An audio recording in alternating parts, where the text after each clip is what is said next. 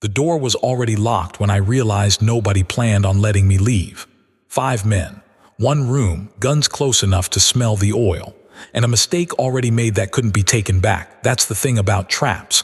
They only work if the man inside doesn't know who set them. I stood there anyway, calm, coat buttoned, breathing slow, because fear travels fast and I didn't bring any with me. They thought I was alone. Word had reached me before the truck ever disappeared. Whispers from the docks. A shift in tone from the runners. A silence where money used to talk. Somebody on the west side wanted to be seen. Wanted to test how far Harlem's reach really went when it crossed the river. They didn't steal liquor by accident. They stole it loud. They left my driver bleeding on purpose. Left him with a message that wasn't meant for his mouth. It was meant for mine. Come beg. I didn't answer right away. I never do. Silence makes men nervous. Nervous men rush. Rushed men make bad decisions. Instead, I asked one question, not how much was taken, not who hit the truck. I asked who was brave enough to sign their name to it. That's how I heard it. She. Mid-tier muscle with a big shadow and a bigger mouth. The kind of man who thinks cruelty is the same thing as power.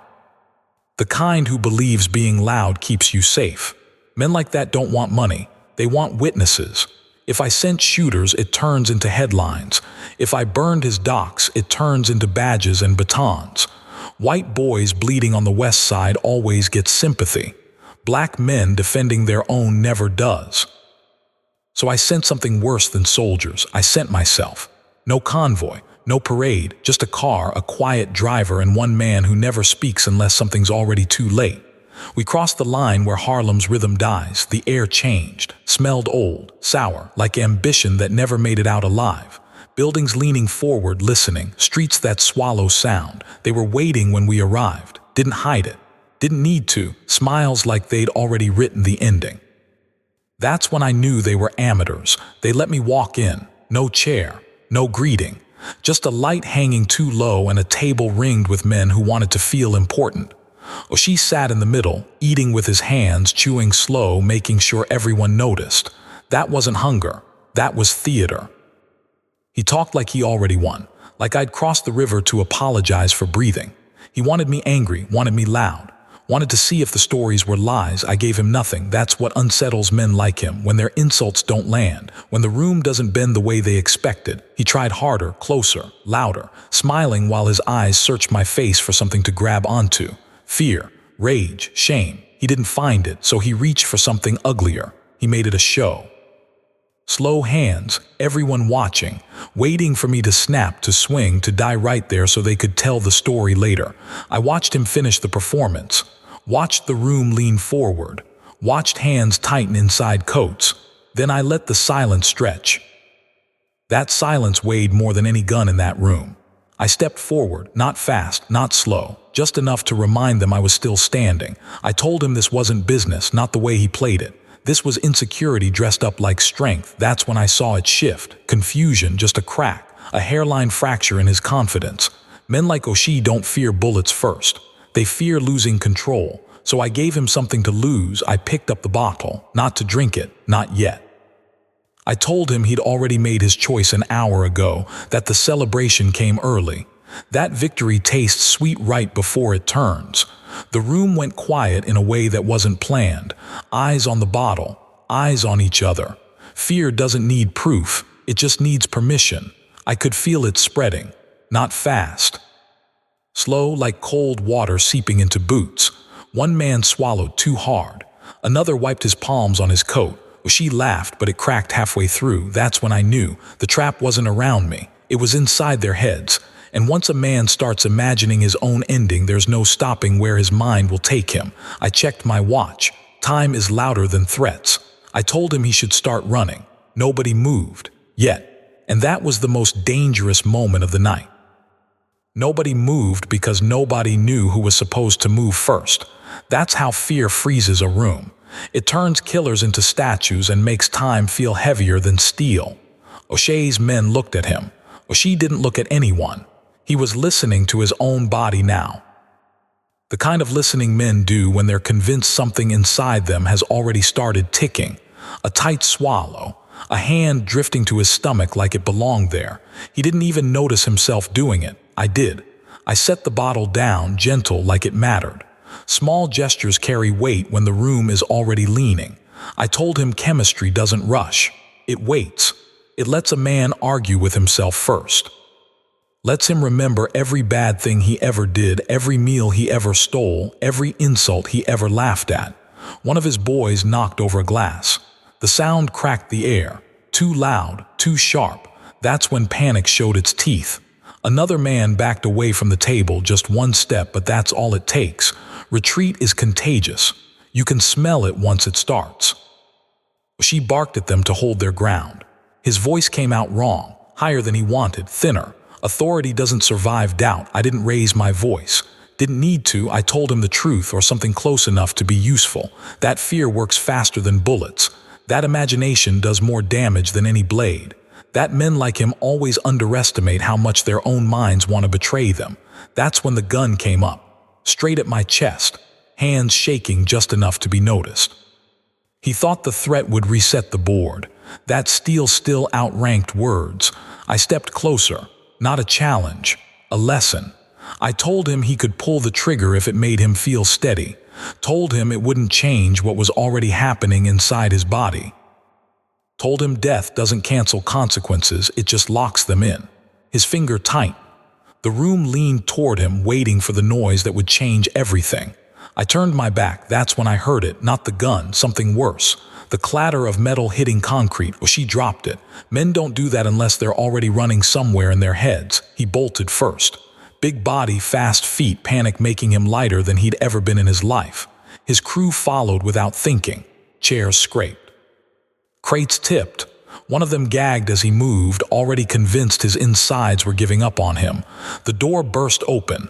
Night air rushed in like freedom. Then they were gone, engines screaming. Shoes slapping pavement.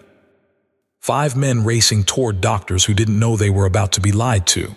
The warehouse went still again, too still. That's when my man stepped out of the shadows, guns still hidden. Eyes locked on me like he just watched something illegal happen without a single shot fired. He told me we needed to disappear. Told me bodies meant heat. Told me Harlem would pay if those men didn't make it through the night. I didn't answer him right away. I walked back to the table, looked at what they left behind. Half-eaten food, spilled liquor, confidence abandoned in a hurry. I picked up the bottle again, uncorked it.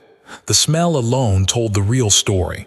I raised it to my lips, and that's when he lunged for me, shouting my name like it was a warning siren. Too late, I drank. Long enough for the room to hold its breath. And when I lowered the bottle, still standing, still breathing, still calm, I saw the realization hit him, not relief, shock, because that's when he understood the most dangerous thing about me wasn't poison. It was that the whole night had been a story, and stories don't end when you think they do. He stared at me like the ground had shifted under his feet. I told him to relax, told him nobody was dying tonight, not from bottles anyway. The liquor was clean, good, even, smooth enough to make a liar sound honest. That's when the laughter hit him, not joy, not humor. Something raw and unsteady that crawled up from the chest when a man realizes he's been standing on the edge of a cliff that never existed. I explained it simply. Men believe what fits the picture they already carry. She wanted a monster, so I handed him one.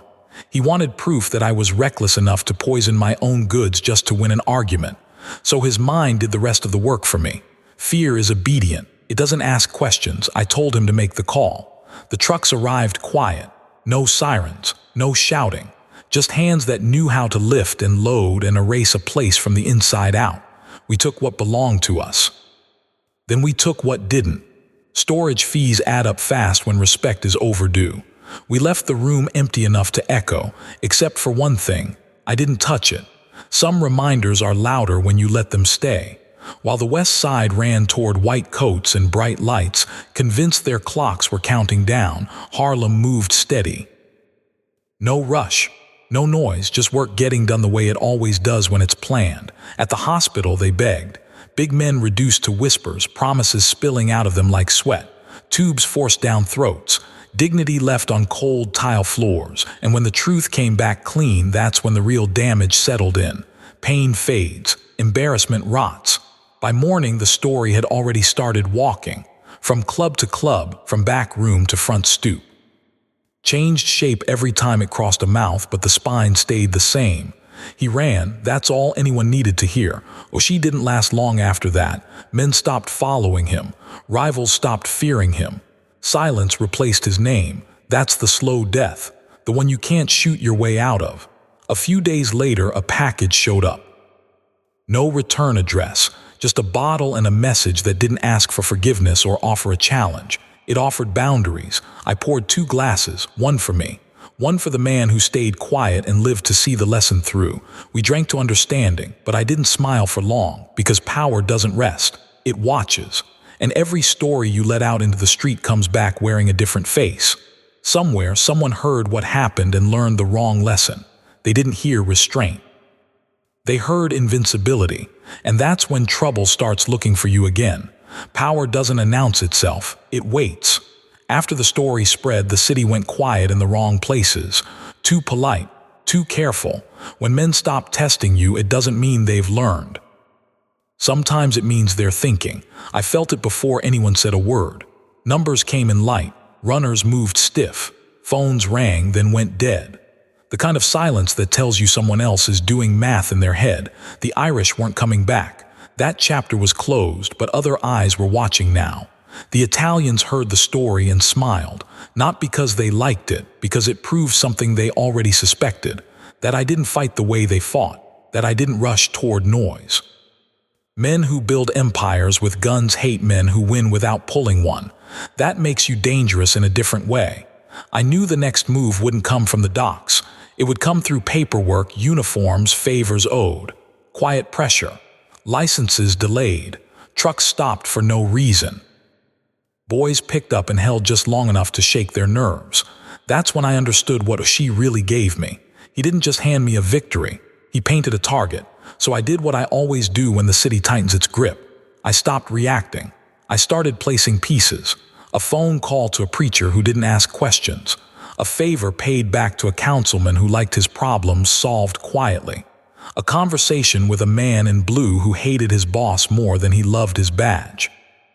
Nothing dramatic, just alignment, because real power doesn't shout back. It adjusts the room until shouting sounds foolish. That night I stood by the window again, watching Harlem breathe, lights blinking, music floating up like a promise that hadn't been broken yet. I knew someone was coming, not loud, not angry, smart. And when the knock finally came, it wasn't on the door, it was on my reputation. A whisper slid through the streets before dawn. Someone said I'd gone too far. Someone said the lie was worse than the theft. Someone said stories like mine make men reckless. That's when I smiled.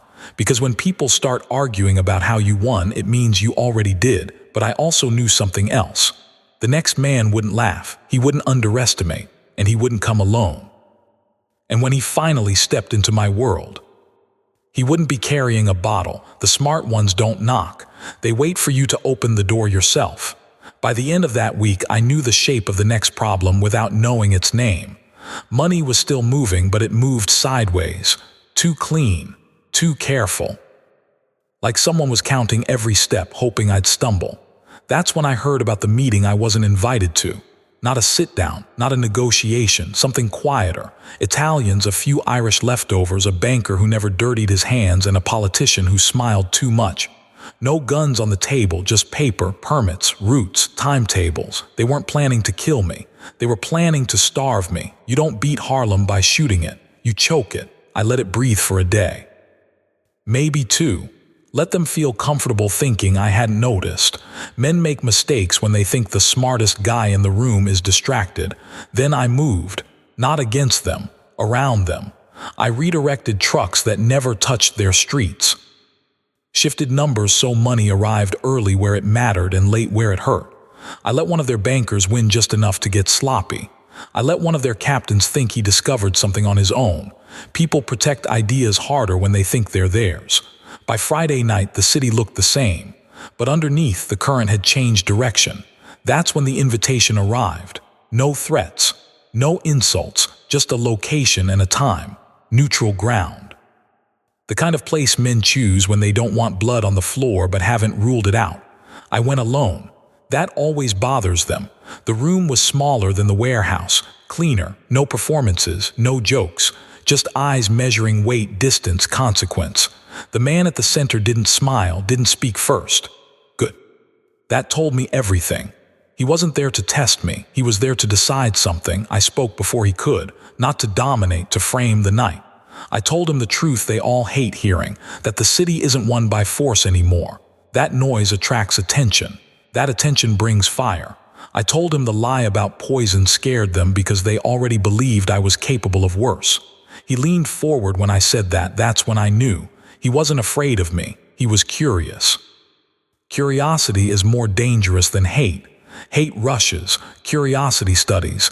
He asked one question, just one. How far are you willing to go to keep Harlem yours? I didn't answer right away, because the wrong answer starts wars, and the right one makes men plan quietly. I looked at him and saw a man who thought tonight was about territory. It was about precedent. And before I spoke, I realized something else. Someone else was listening, someone who wasn't supposed to be there, and whatever they heard next was going to decide who didn't make it out clean. I answered him without raising my voice, far enough that nobody has to ask again. That line didn't scare the room, it settled it. Men like that don't react to threats, they react to inevitability. When you speak like something is already decided, they start wondering when they miss the vote.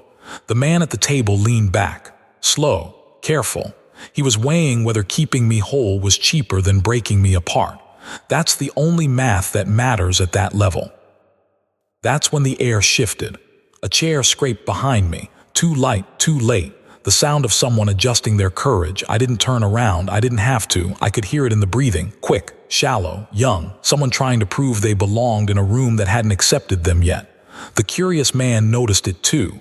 His eyes flicked past me for half a second, just long enough to confirm my suspicion. There was a second plan in motion. That's always the danger with meetings like this. Everyone shows up with one face forward and another tucked behind their ribs. I spoke again, calmly, as if nothing had changed. I talked about borders that didn't need fences, about money that didn't need blood to move, about respect being cheaper than revenge in the long run. While I spoke, I stepped sideways, just enough. The sound came immediately, metal leaving leather. The room froze. Someone behind me had pulled a gun without permission. That's when the real boss at the table smiled for the first time, not happiness, relief. Because now the decision was being made for him. I turned then. The kid's hand was shaking. Gun aimed high, not at my chest, at my head. He'd been told to make it quick, clean, a statement. But nobody told him what happens when the statement doesn't get read. I looked at him and saw fear layered on top of ambition. That mix gets men killed fast. I spoke to him, not loud, not soft. The way you talk to someone standing on thin ice. I told him this wasn't his moment, that he was early, that the room wasn't ready for the kind of noise he was about to make. His finger twitched. The man at the table didn't move. That's how I knew. If the gun went off, they'd all say it was unfortunate, unplanned, regrettable but acceptable. I took one step forward, slow, deliberate. Every eye followed me. I told the kid if he fired, he'd spend the rest of his short life running from a story he couldn't outrun, that he'd never be important enough to control how it was told. His breathing broke. That's when a different sound cut through the room. A snap, sharp, precise. Not from my fingers this time, from the door. And the man who walked in didn't apologize for being late. He closed the door behind him and said one sentence that changed the temperature of the room. Put it down. The kid looked past me and obeyed. That's when I realized this meeting was never about me and the man at the table. It was about who still had the authority to end a story before it started, and whoever just walked in had just claimed it. He didn't raise his voice, didn't reach for anything. He didn't have to. The kid's gun dipped like gravity finally remembered its job. The room exhaled all at once, pretending it hadn't been holding its breath. I knew the man who walked in by reputation before I ever knew his face. Not a street name, not a headline.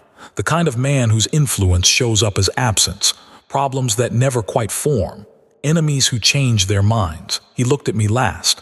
That mattered. He told the kid to leave. No lecture, no insult, just a direction. The kid hesitated, waiting for permission that wasn't coming from anyone else. Then he went. The door closed, soft, final. Now it was honest. The man at the table didn't smile anymore. His hands were flat, exposed, a signal he wanted this to stay clean.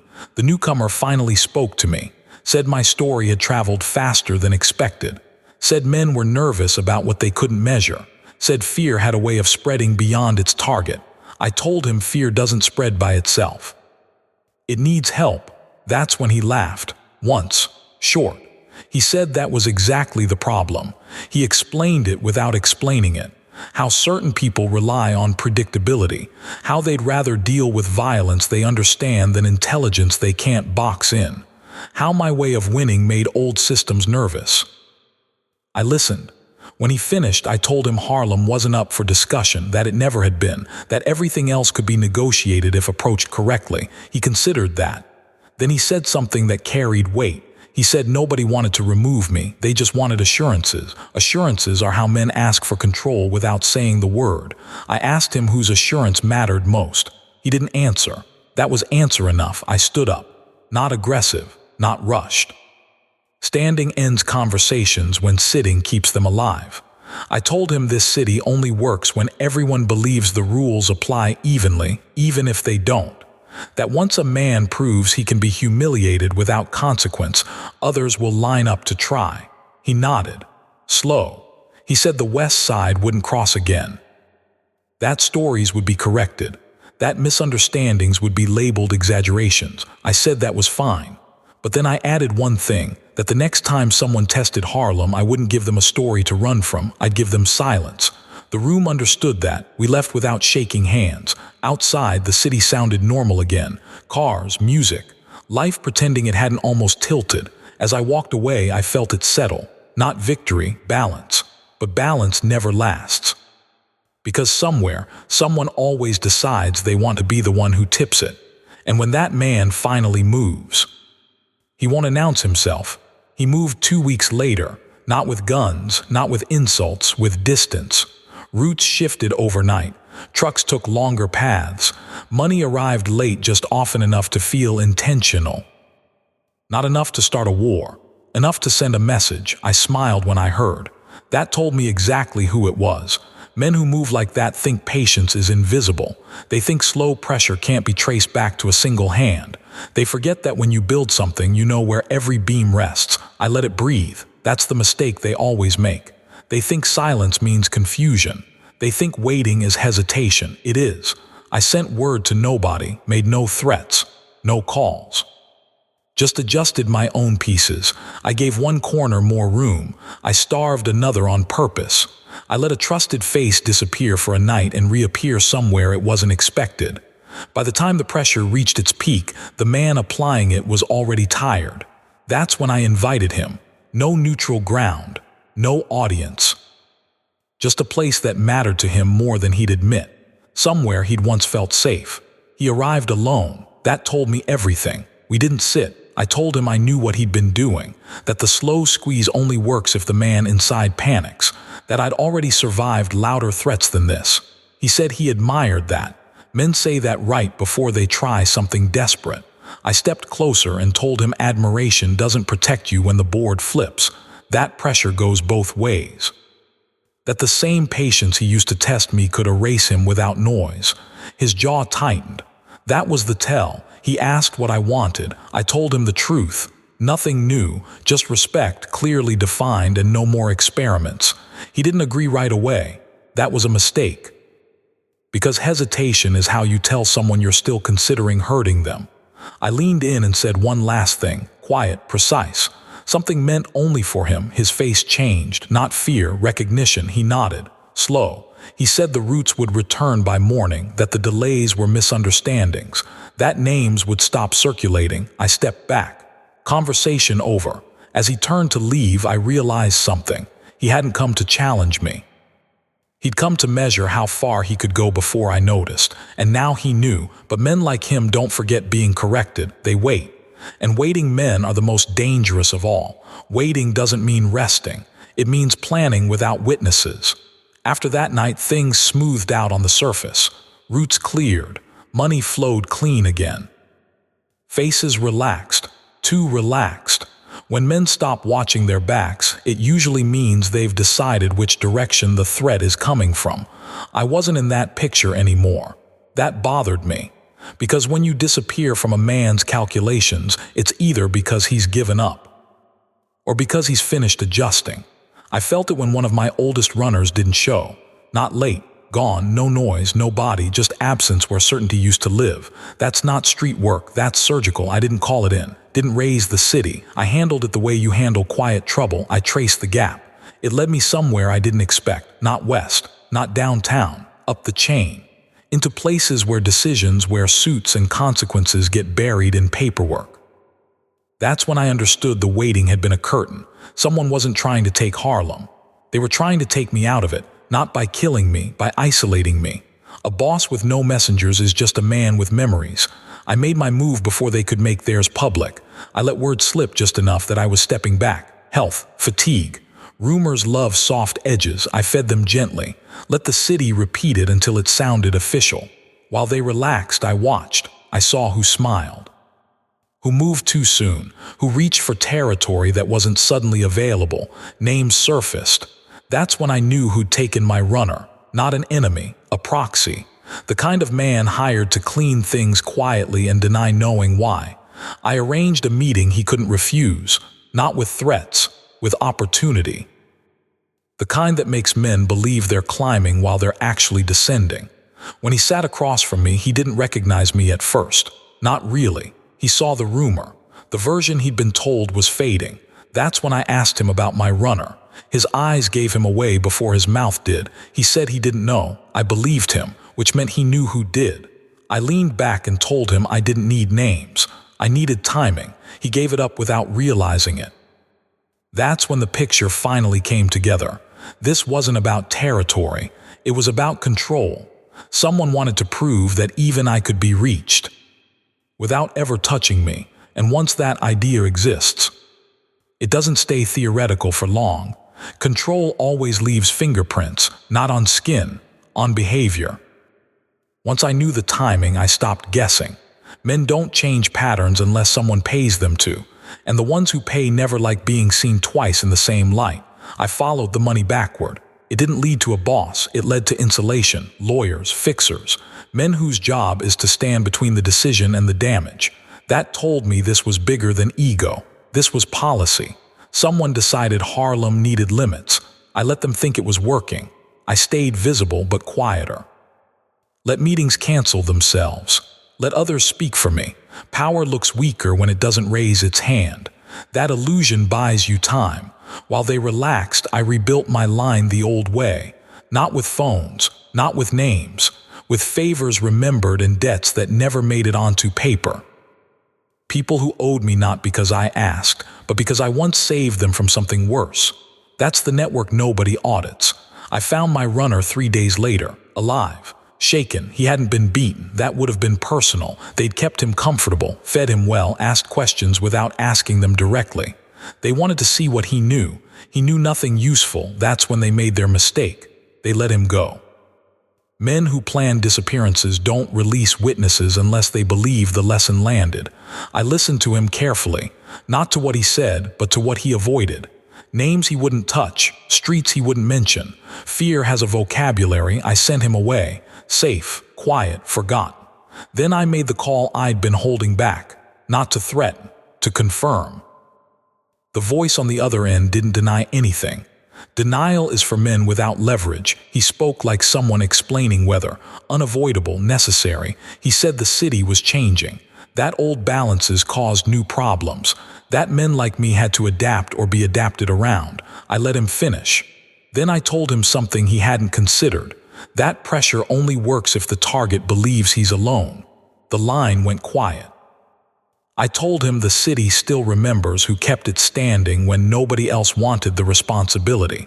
That I don't disappear just because someone decides it's convenient. I said one more thing before hanging up, that the next move wouldn't be quiet, because once men try to erase you without noise, The only way back is to make sure everyone hears what happens next. And somewhere on a clean desk far from Harlem, a man realized he'd miscalculated. Because I wasn't isolated anymore, I was ready. And the city was about to feel the correction. The correction never comes where people expect it. They were watching the streets. I moved through habits.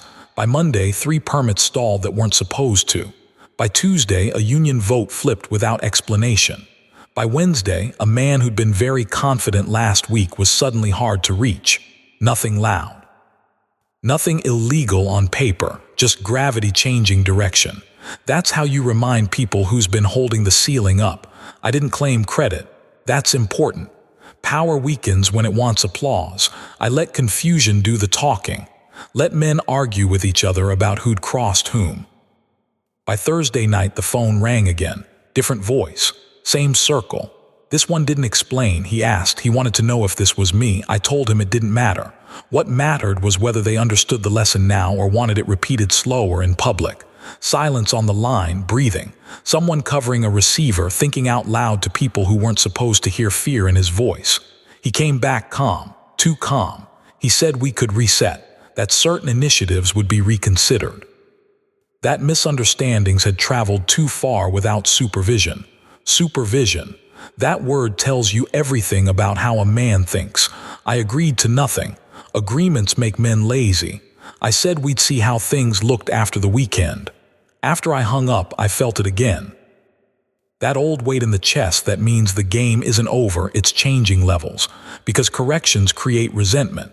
And resentment doesn't rush back at you with fists. It waits until you turn your head. It waits until the city believes the storm passed. I stood by the window that night, watching Harlem move like it always does. Music, laughter, trouble pretending it's harmless. Somewhere out there, someone was deciding whether to accept the balance. Or gamble everything trying to break it. And whichever choice they made, I knew one thing for sure. The next move wouldn't be paperwork. It would be personal. Personal always comes disguised as coincidence. A friend crosses the street to avoid you. A door you've walked through for years suddenly locks early. A name you trust hesitates before answering. That's when you know someone's whispering close to your circle. I didn't rush to confront it. Rushing is what they wanted. Emotion makes patterns sloppy. I let the city talk to me instead. Harlem always does if you listen long enough. It told me someone had been asking questions that sounded harmless on the surface. About schedules, about routines, about who still mattered when I wasn't in the room. That's not curiosity. That's inventory. I narrowed it down to one man, not powerful, not visible, useful. The kind of man who survives by standing near storms without ever being named in them. He thought he was invisible. I invited him for a walk. No office, no sit-down. Just 2 men moving through streets that remember everything. I talked about nothing at first. Weather, music, old stories that didn't belong to either of us. He relaxed. That's when I asked him why my name had been coming up in places it didn't belong. He denied it too fast. I stopped walking. The city noise filled the space between us. A bus hissed. Someone laughed down the block. Life going on like nothing was wrong. I told him I didn't care who sent him. I cared about who believed him. I told him the most dangerous thing he'd done wasn't talking. It was thinking he'd survive being useful twice. His eyes shifted. Left. Then down. That's when I knew. He wasn't planning to leave that conversation alive, not because I'd kill him, because whoever sent him wouldn't allow loose ends. I told him to disappear. Tonight. No goodbyes, no explanations. Change his name. Change his face if he had to. He asked me why I'd help him. I told him because fear spreads faster when it has a witness. He left shaking. I watched him go, knowing I'd never see him again. By morning, the whispers stopped. That meant the message landed, but messages invite replies, and the reply came faster than I expected, not in words, in blood. Somebody wanted me to know the game had crossed a line, and once that happens, there's no walking it back, Kay. They left him where he'd be found, not hidden, displayed, a man from my outer circle, not close enough to be called family, close enough to be called a warning. Shot once. Clean, no rage in it, just punctuation. That's how I knew this wasn't panic. It was permission. Whoever ordered it wanted the city to see that quiet agreements were finished. That patience had expired. That restraint was no longer admired.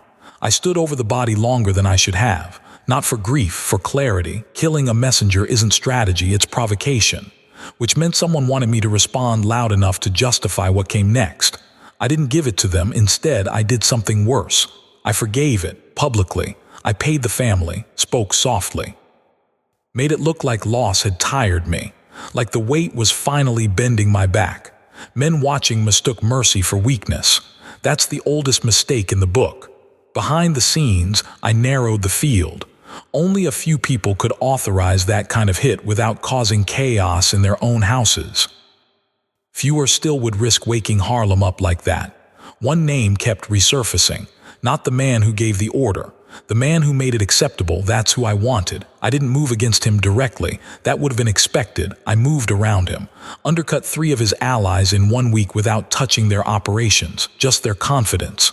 One lost a contract. Another lost protection. The third lost faith. By the time they compared notes, they were already isolated. That's when he reached out, not to threaten, to reminisce. He wanted to talk about old days, old lines, old understandings. Men only look backward when the future scares them. We met somewhere public, music playing, people laughing too loud to hear the truth being exchanged at the table. He told me the city was changing again. That new players didn't respect old balances. That blood had become cheaper. I told him blood is always cheap to men who don't expect to spill their own. He leaned in and said the killing wasn't personal. That's when I knew he was lying. I told him this conversation was the last courtesy he'd get, that I'd already accepted the cost of what came next. He asked what that meant. I stood up. I told him it meant he should start worrying about the men who smile at him in daylight. Because nights like this don't end in shootouts. They end in abandonment. And as I walked away, I felt it settle again. Not balance, finality, because the city had made its choice. And now it was my turn to collect on it. Abandonment is quieter than violence. No sirens. No headlines, just doors that don't open anymore. By the next morning, he felt it. Meetings canceled without explanation. Calls answered by assistants who suddenly had no authority. Men who used to greet him like royalty now nodded and kept walking. Power doesn't vanish, it relocates. He sent feelers out trying to trace the shift, tried to find who still stood with him. What he found instead was distance. Careful distance. The kind that keeps a man alive but alone. That's when paranoia starts talking. He doubled his security, changed his routes, started sleeping in places he didn't trust. Men do that when they know the ground beneath them is no longer solid. I let him exhaust himself. Fear burns calories fast. Every move he made told me more than any informant ever could. Who he trusted. He suspected. Who he kept close because he couldn't afford to lose them. That's how I saw the flaw. One man, always nearby, too loyal, too visible. The kind of loyalty that needs to be seen to be believed. I didn't touch him. I let him believe he'd been overlooked. That night I got word that my name had been spoken again, not as a threat, as an explanation. The kind of explanation a man gives himself when he's trying to justify a bad decision. He was planning something final, not messy. Decisive. I stood at the window once more, watching the avenue glow under streetlights that never sleep. Harlem was calm, too calm, the kind of calm that comes before something breaks. I knew if I waited, blood would answer for me, and if I moved too fast, I'd give him exactly what he wanted. That's the tightest corner in this life, when action and restraint both carry a price. I turned away from the glass and reached for the phone, not to order a hit, to invite a confession, because once a man believes he's already been abandoned, he starts talking to the wrong people. And somewhere out there, right now, he was making the call that would decide whether this ended quietly, or whether the city would remember his name for all the wrong reasons. Part 15. He called just after midnight. Didn't say my name, didn't need to. Men don't call at that hour unless they've run out of safer options. He talked like someone confessing without using the word. Circled the truth. Blamed pressure. Blamed younger men. Blamed a city that didn't respect pauses anymore. I let him talk.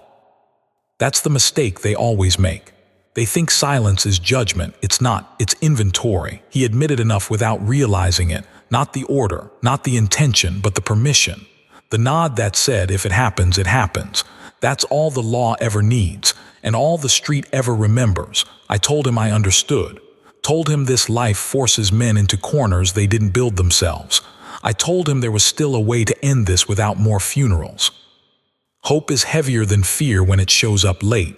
He asked what it would cost. I told him it already had. There was a pause, long, breathing on the line. Somewhere in the background, another voice whispered something urgent. That told me everything. He wasn't alone. I told him to come see me in the morning. Alone. No security. No intermediaries. One last conversation between men who remembered how the city used to work. He agreed too fast. That's when I knew he wasn't planning to come clean.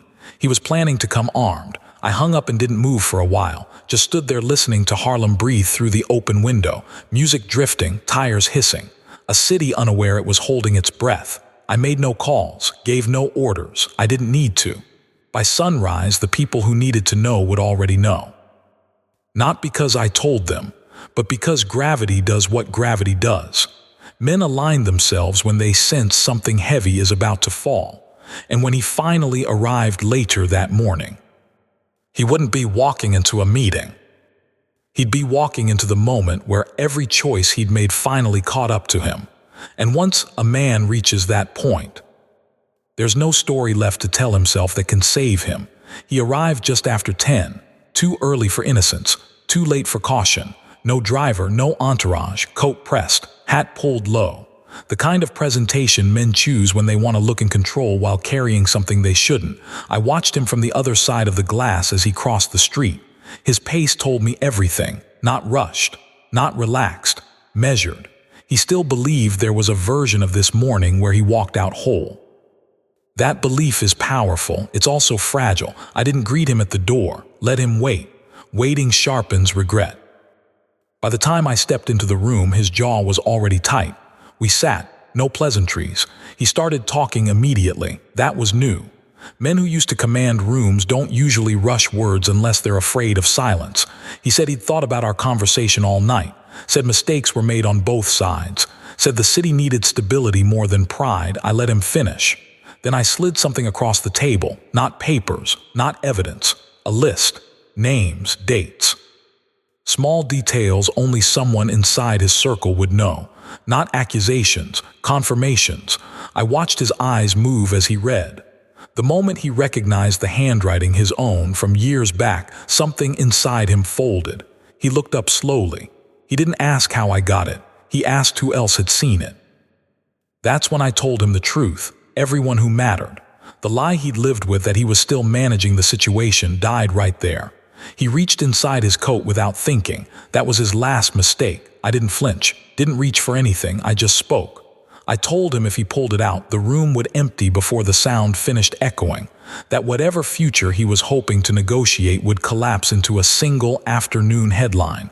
His hand stopped. Sweat broke across his temple. He asked me what I wanted. I stood up. I told him I didn't want him gone. I wanted him remembered correctly. As the man who stepped aside before the city stepped on him, I told him to leave town, quietly, today. No statements, no resistance, just absence. He stared at me, searching for a trick.